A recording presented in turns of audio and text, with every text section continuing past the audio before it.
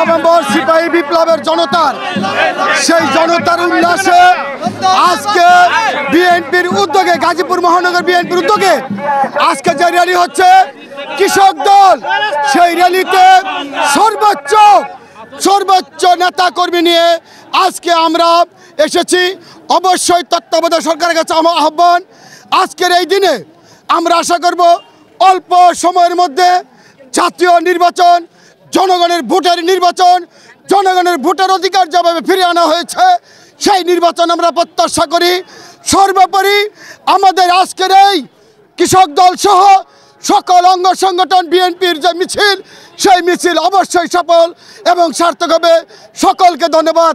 দেশনেত্রী বেগম খালেদা জিন্দাবাদ, তারেক রহমান জিন্দাবাদ।